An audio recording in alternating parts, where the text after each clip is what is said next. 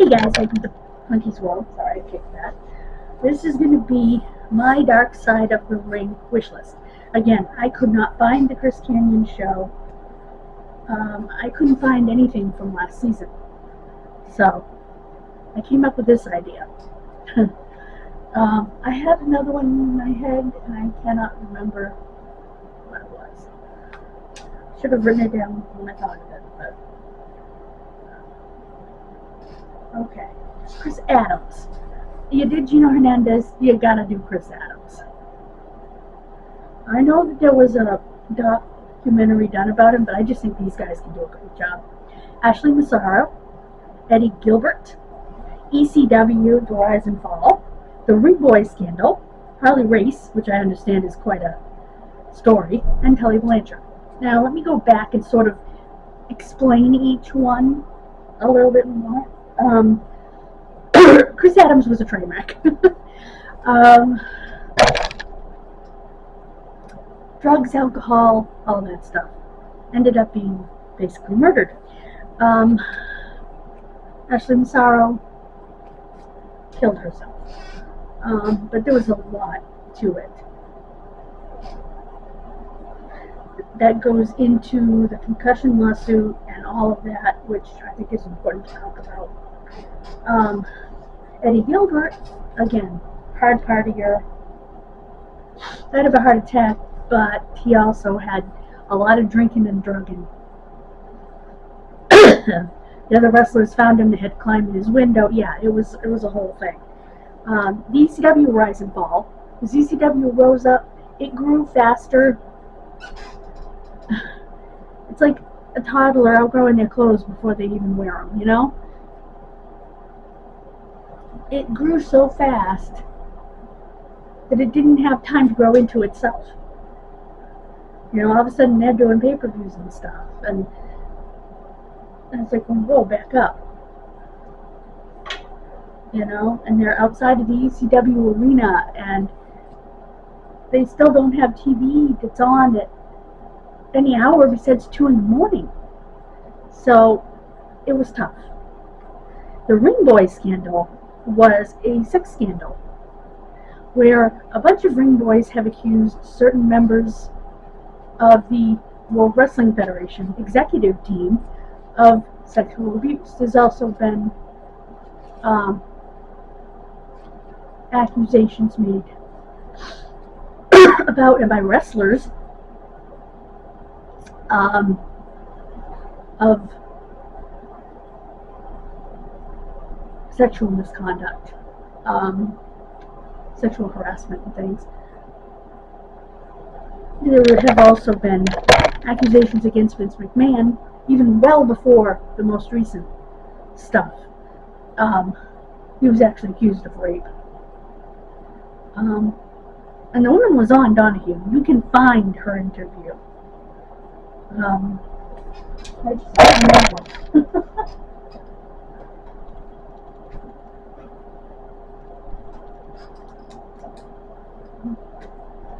Anyway, Harley Race, from what I understand, from horrible car crashes to the man carried a gun and threatened people with it. All sorts of stuff. So he was set to be intimidating, and yeah, it could be very interesting. Tully Blanchard, I mean, what better story? From drug abuse, losing his family, to minister.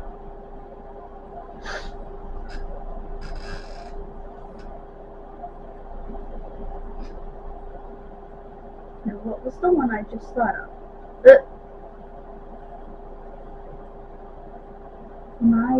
Yeah. Oh, yeah.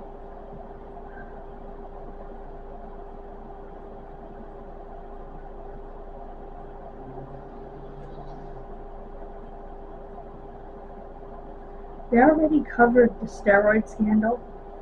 And they already covered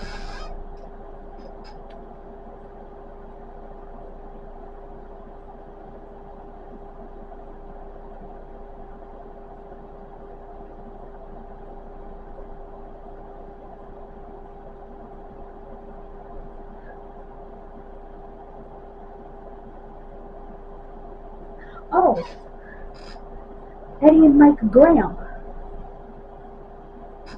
That was the other one. That was not the one I just thought of, but that was the other one I thought of last night. Eddie Graham was a promoter. I think he probably wrestled. Yeah, he did wrestle. No, probably he did. His number one rival was Boris Malenko, and they also were very good friends. And when they both retired, Eddie started Florida Championship Wrestling, and Malenko owned half of it with him. There was a falling out eventually. Eddie took his own life, and then Mike went on to mediocre fame and ended his own life. So that would be an interesting one.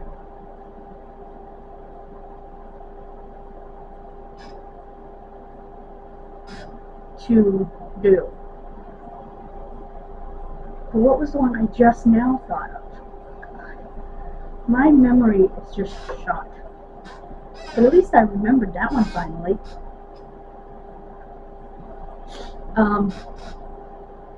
Yeah, it's...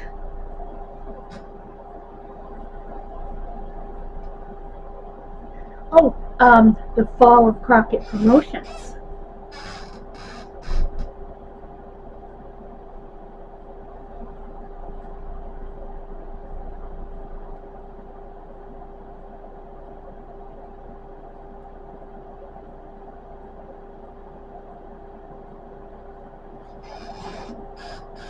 That was another one I had thought of last night.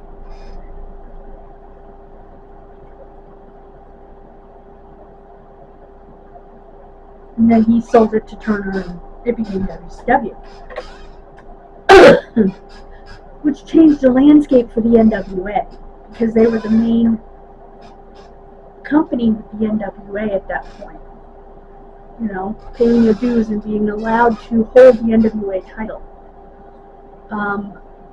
If you paid your dues to the NWA, there were dues, like any other organization, you had a right to the championships in your territory.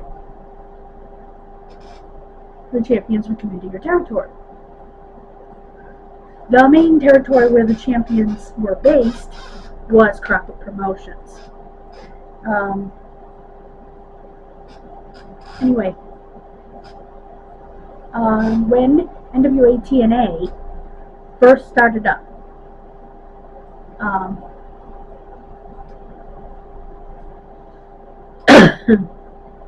they were paying dues to the NWA, and they were using the NWA belts.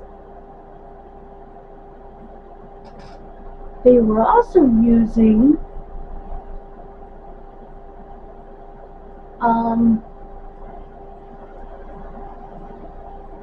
NWA shows. And in the beginning, many of the older NWA guys were executives in the company. Like Dusty Rhodes and Eric Watts, and, you know, there were other guys too. Well, Larry Zbyszko was there.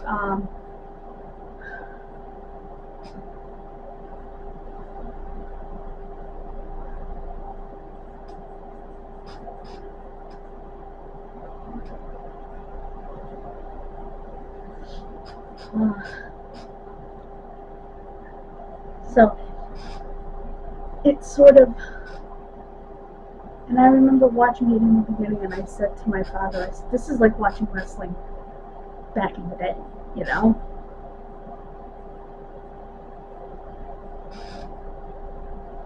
That may have been when I first saw Christopher Daniels, because I remember The Fallen Angel, and I remember showing him to my father way back.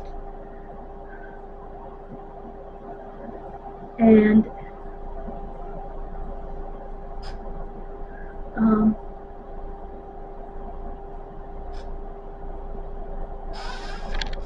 he was already bald. He was wearing the long robe with the whole Fallen Angel get up. And I remember showing him to my dad as he was coming to me, telling him, this guy is one of the best wrestlers I've ever seen. Watch him wrestle, you will be amazed. And he was.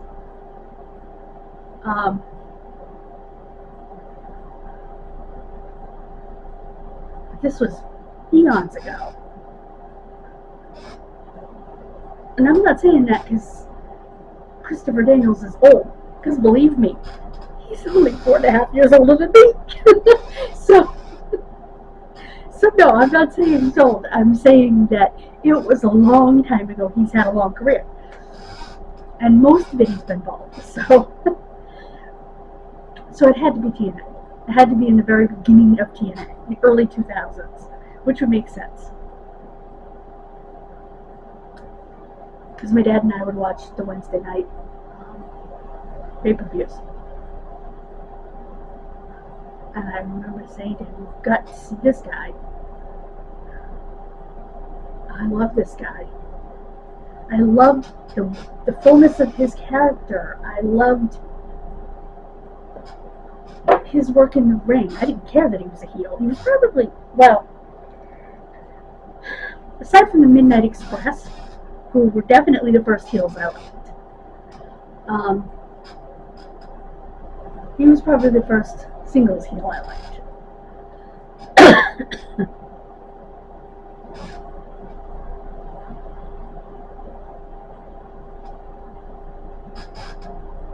I mean, because that's the kind of wrestling I enjoy.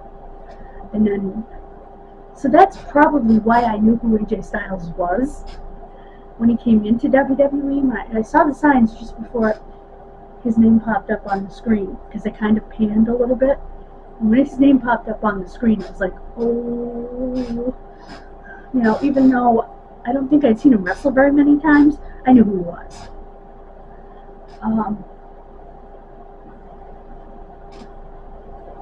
I'd read about him in the magazines, and I had seen him wrestle, but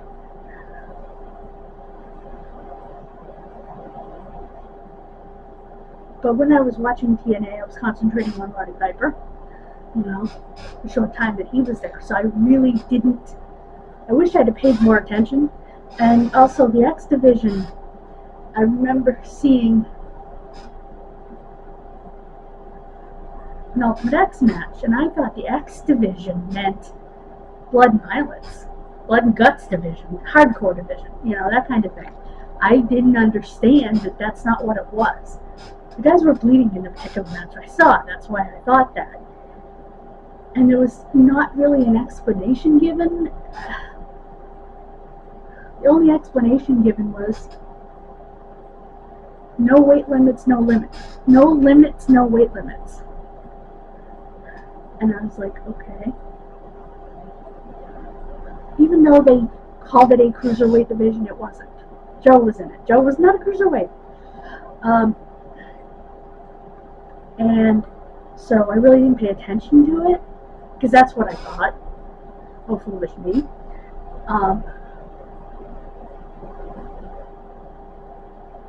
I thought they were going hardcore. And it kind of turned me off, you know. And it wasn't until later on when I really discovered AJ and came to WWE, and I went back to find the TNA stuff, that I realized what I had missed by turning it off when I did. And so, yeah. And I'm sorry this chair squeaks. This chair is going bye-bye when I get my new good chair. When I get a recliner, hopefully a wall away that I can put right here, over here, over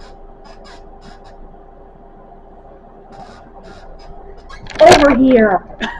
Anyway, this chair will go bye-bye because it's kind of, as you can see, it moves way too far back, and it has a horrible squeak. So yeah, it needs to go. But yeah, it's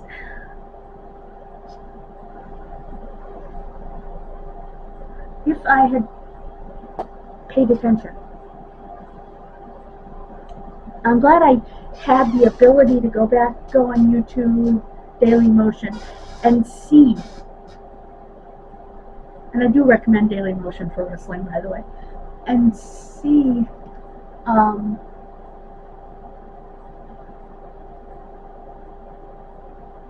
what do you call it? Those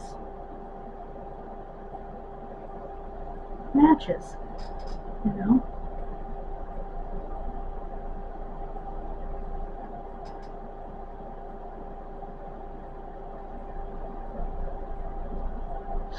Now, I understand that gimmick matches are part of wrestling. Now, what is a gimmick match? Okay. A gimmick match is a match where there's a gimmick to it. In other words,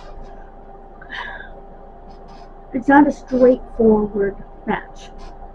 It's a cage match, a chain match, falls count anywhere match, no disqualification match, something like that. Texas Bull Rope. Anything you can imagine. Barbed wire. Ugh. Anything you can imagine. That is what's called a gimmick match. Quote unquote. But a gimmick can be your persona. In wrestling, like the Fallen Angel's his gimmick. That's his thing. His trademark. There's no other way to put it. Is the Fallen Angel.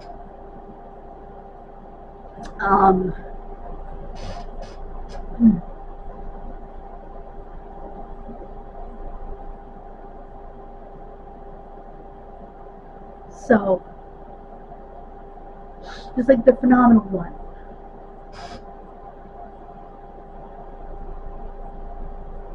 Is AJ's. They have logos that go with their images, like AJ's Corpse. They have his logo, P1. And Christopher Daniels' logo is the angel's wings with the ankh in the center.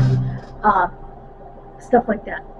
A gimmick can also be something that, say, a manager carries to the ring.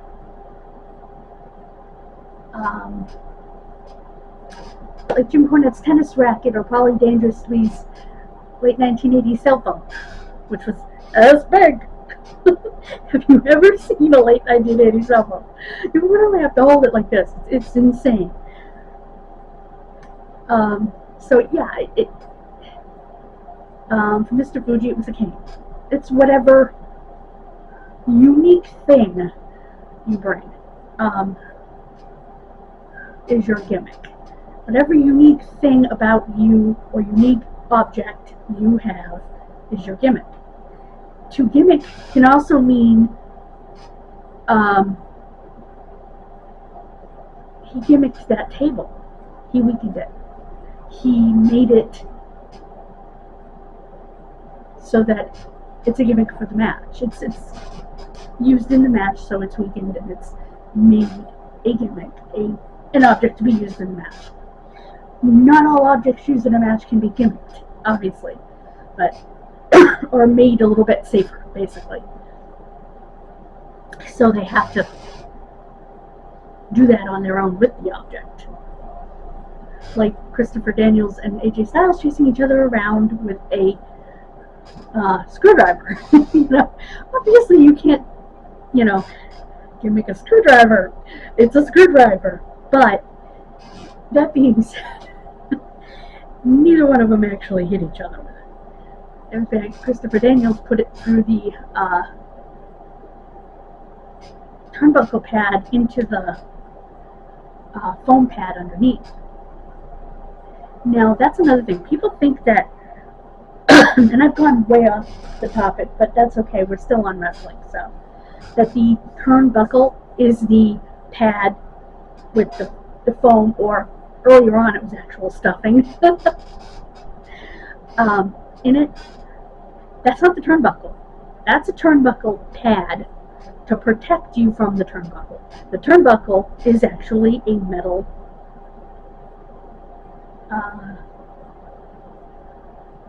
attachment is the wrong word.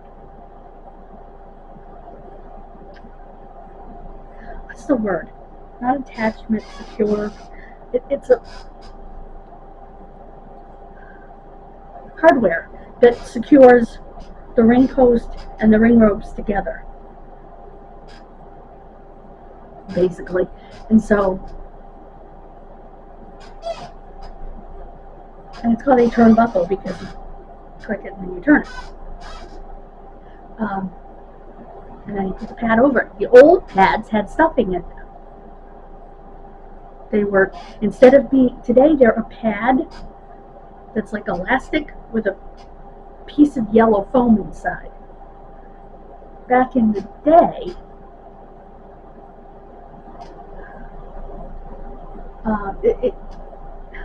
today, like I said, it's a piece of like vinyl, and it has elastic around the bottom of it, and you stick a piece of yellow foam up in that elastic. And that's what holds the foam in. Back in the day, it was full of fluff and feathers, and well, it was full of fluff anyway. And what's his name? To celebrate a win, George the Animal Steel would rip open the turnbuckle and eat it. Well, not really eat it. I mean, he didn't eat the fluff, but he had it in his mouth and made it look like he was going to eat it. The man was actually a brilliant school teacher. So it's really kind of funny, because he completely changed who he was in the ring. That was his gimmick. He ripped open the turnbuckle and feasted. So, the turnbuckle pad. But back then it was a full pad, like sewn together with fluff inside.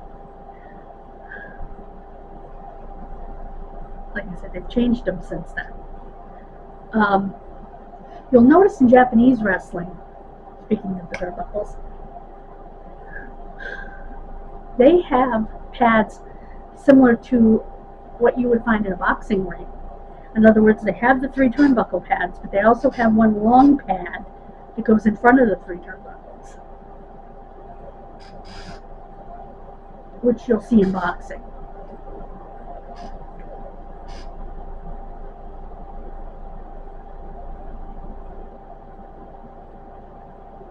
So, yeah, tell me which stories you'd like to see on Dark Side of the Ring. I've really enjoyed this video. I've enjoyed talking to you about this and about all the things that, just about wrestling in general. I just enjoy it. I'm going to go get the list for the card for Night of Champions.